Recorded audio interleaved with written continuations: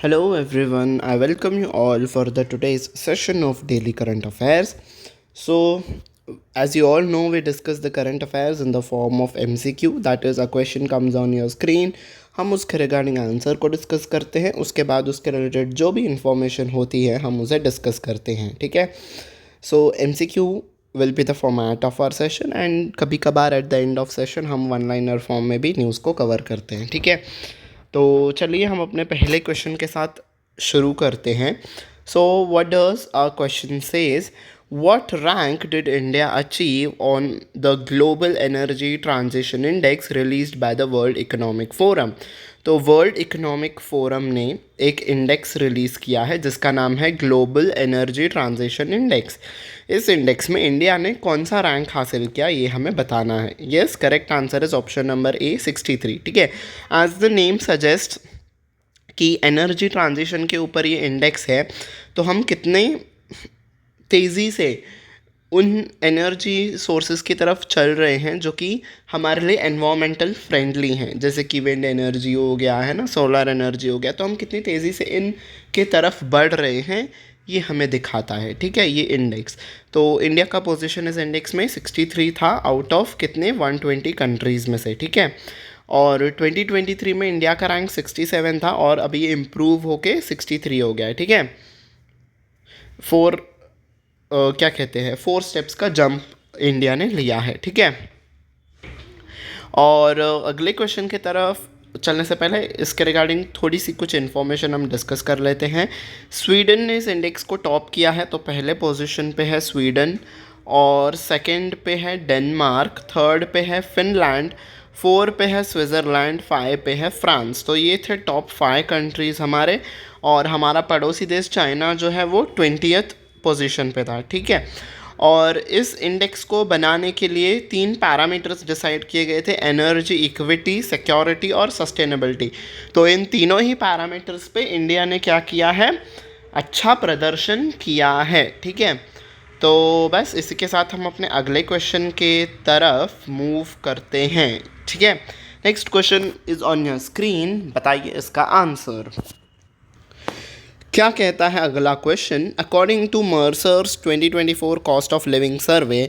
तो मर्सर्स ने cost of living survey conduct किया है. Which city retains its title as the most expensive city in India for expatriates. ठीक है. एक्सपैट्रिएट्स जो दूसरे देश से आके यहाँ पे सेटल होते हैं. तो इंडिया में कौन सी है वो सिटी जो सबसे कॉस्टली है ऐसे लोगों के लिए जो दूसरे कंट्री से आके सेटल होते हैं. यस.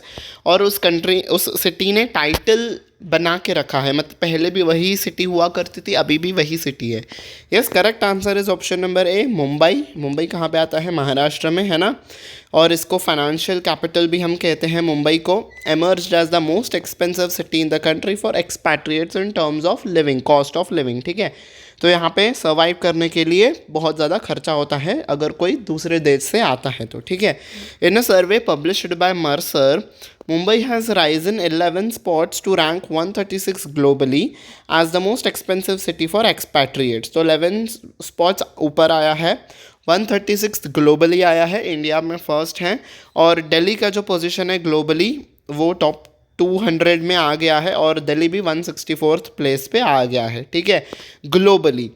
और the survey which evaluates the cost of living in 227 cities across the globe. तो 227 सिटीज़ में ये सर्वे किया गया. और कौन से फैक्टर्स के ऊपर इस सर्वे को किया गया, housing, transportation, food, clothing, house hold goods और एंटरटेनमेंट. इन बेसिस के ऊपर कौन सी कंट्री एक्सपेंसिव है इसे पता लगाया है इन्होंने. ठीक है.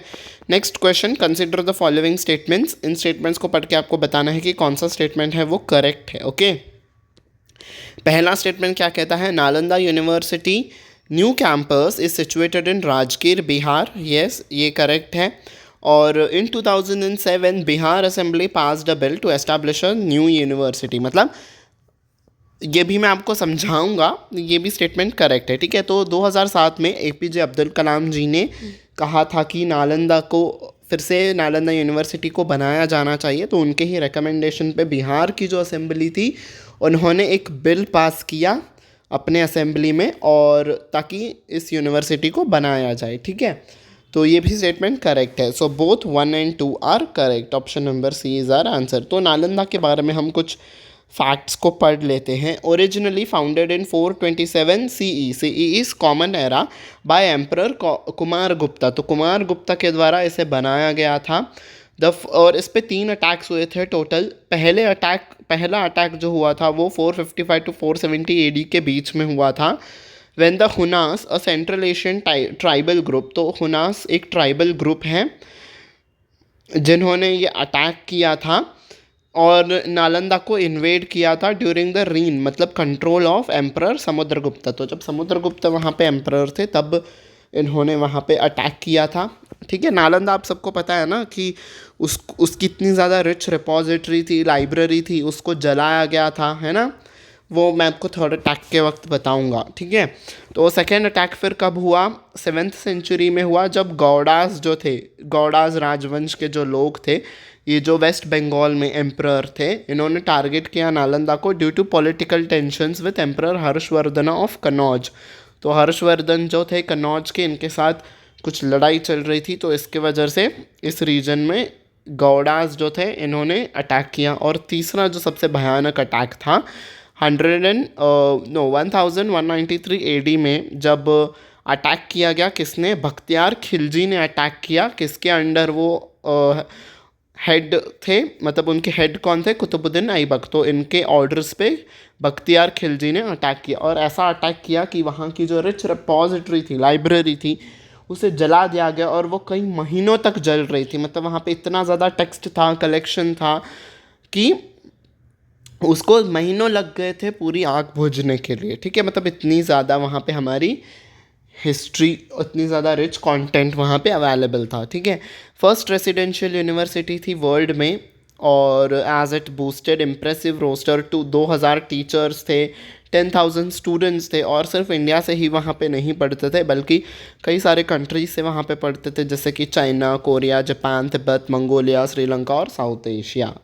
तो ये न्यूज़ आपकी क्यों आई है क्वेश्चन में? बिकॉज नरेंद्र मोदी जी ने नालंदा यूनिवर्सिटी का जो नया कैंपस है, मतलब जो वहाँ पे जल गए थे ना, रेमिनेंट्स थे, उसी के थोड़े ही पास में नया कैंपस इस्टेब्लिश किया है, तो इसकी वजह से अब ये न्यूज़ आई है। ठीक है, okay.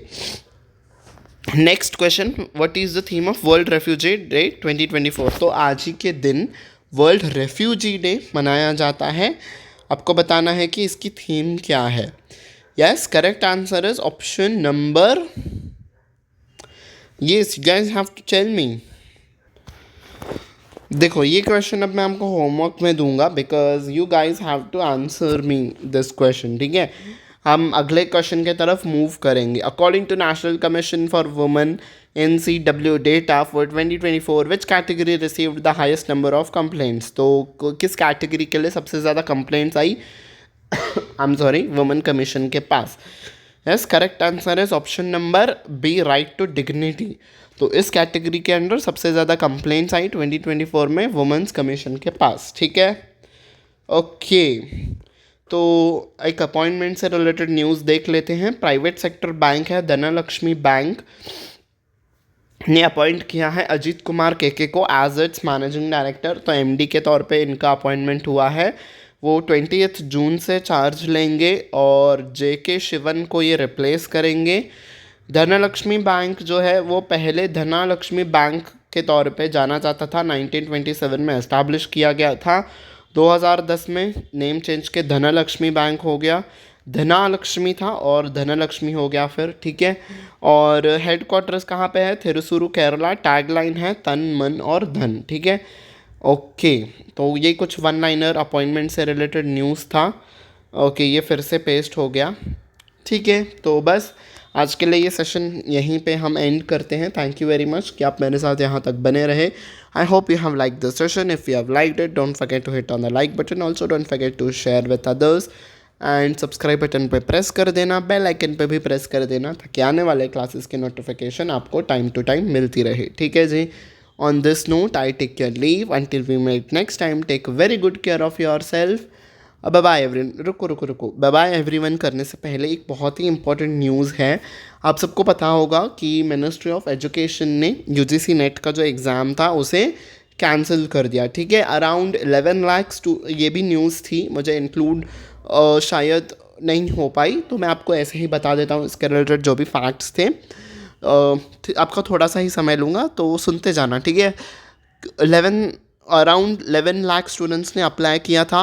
10 lakh students, around 10 lakh students appear हुए थे इस एग्ज़ाम में। तो एग्ज़ामिनेशन कंडक्ट हो गया सही से, अच्छे से हो गया।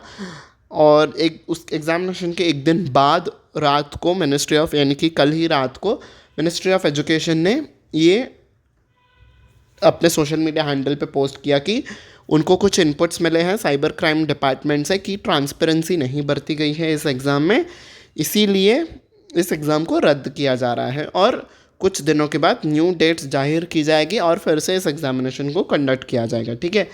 तो इसके बाद से ही कई सारे जगहों पे आज प्रोटेस्ट भी हुआ, कई सारे स्टूडेंट्स यूनियन ने, कई सारे स्टूडेंट्स ने, कई सारे एजुकेशन इंस्टीट्यूट्स, मतलब कोचिंग इंस्टीट्यूट्स, उन लोगों ने भी प्रोटेस्ट किया आज दिल्ली में, ठीक है।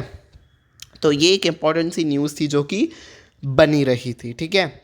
ओके, तो बस अब हम चलते हैं एंड अब I will take your leave. Bye bye everyone, take care, ठीक है।